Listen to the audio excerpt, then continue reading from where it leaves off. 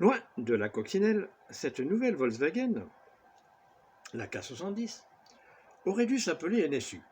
Mais dans tous les pays, même l'Allemagne, l'automobile subit aussi des changements et disparitions de constructeurs.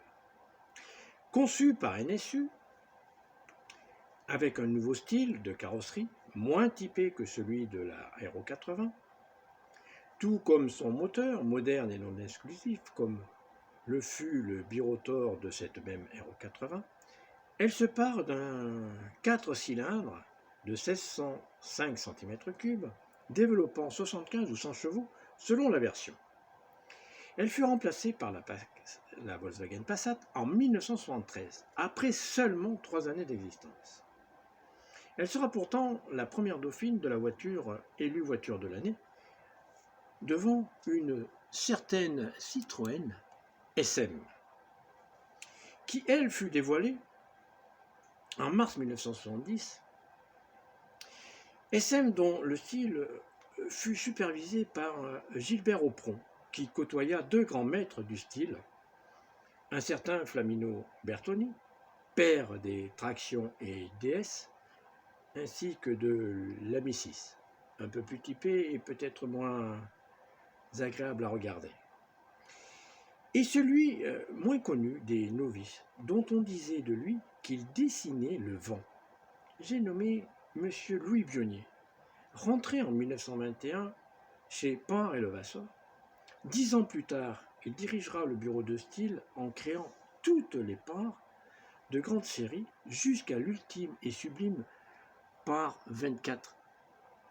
Sa dernière œuvre, il la concoctera pour Citroën en revisitant la 2 chevaux. Ce sera la Diane. Bravo, messieurs, pour vos audaces. La SM fut produite de 1970 à 1975 à 12 920 exemplaires. D'abord animée par le V6 Maserati de 2 litres 670, fournissant 70 chevaux, avec ses 3 carburateurs, double corps. Celui-ci sera remplacé en 1972 par le même cylindré mais avec une injection électronique lui permettant de développer 8 chevaux supplémentaires. Quant à la version automatique, elle héritera d'un 2 litres 965, toujours de fabrication Maserati, avec une puissance de 180 chevaux. La version carburateur et la version injection dépasseront les 220 km/h. Un demi-siècle d'existence. Certaines de ces sont jeunes et peuvent encore montrer de beaux restes face à la production actuelle. Il me semble que nous avons fait le tour complet de ces voitures nées en 1970.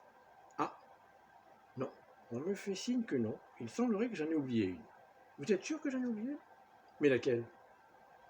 Oh, mais ça, on verra plus tard.